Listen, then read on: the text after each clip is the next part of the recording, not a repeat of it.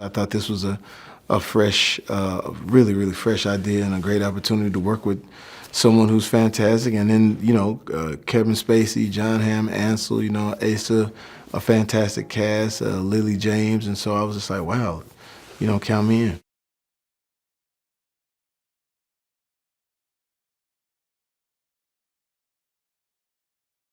When he seethes, like when he's angry and things like that, he really like captures it, and he plays it almost like there's a gentle performance to it with all this chaos going on. He's got a gentleness that sort of revs, and then I think it's perfect with he and Lily James and what they have. It just seems like it's great chemistry.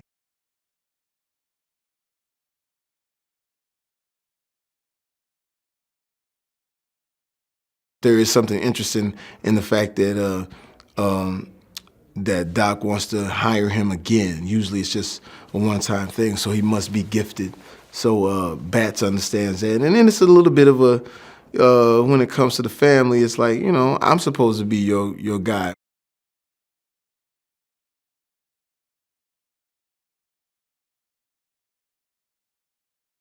He does the character so many different ways and so many different layers, and is so gifted in just being an artist. It's like you sort of like give it to him and allow him to breathe the life into the characters and sit back and watch him work. You find yourself staring at him while you're in the scene.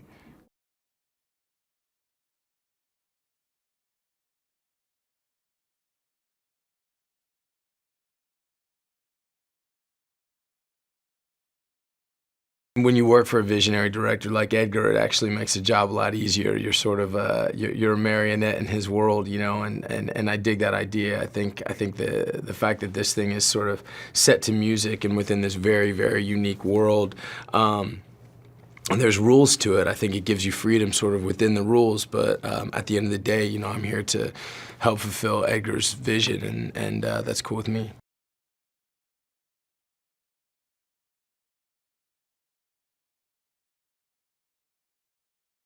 His role, especially in the beginning of this movie, is he doesn't know who this baby guy is. This kid's young, he's cute, he's in control of getting them to safety and his driving skills, and Griff doesn't know who he is. And I think having a little knowledge on somebody, knowing who somebody is, knowing where they come from, knowing what they're about, that's currency in this world, and he doesn't have any with Baby. So I think, Griff is very suspicious about who this guy is, and I think he does his best to sort of try to flesh it out.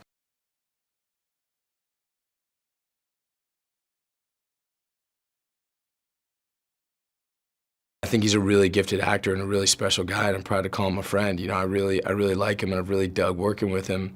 And I think I just think he's really interesting, and I think he's courageous enough as an actor to really play with stillness and quiet.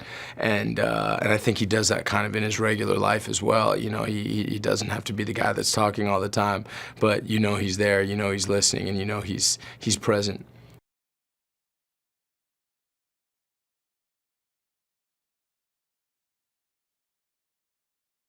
I'm just excited to see Edgar's vision. Again, it's like you sign on to something like this because you believe in the director.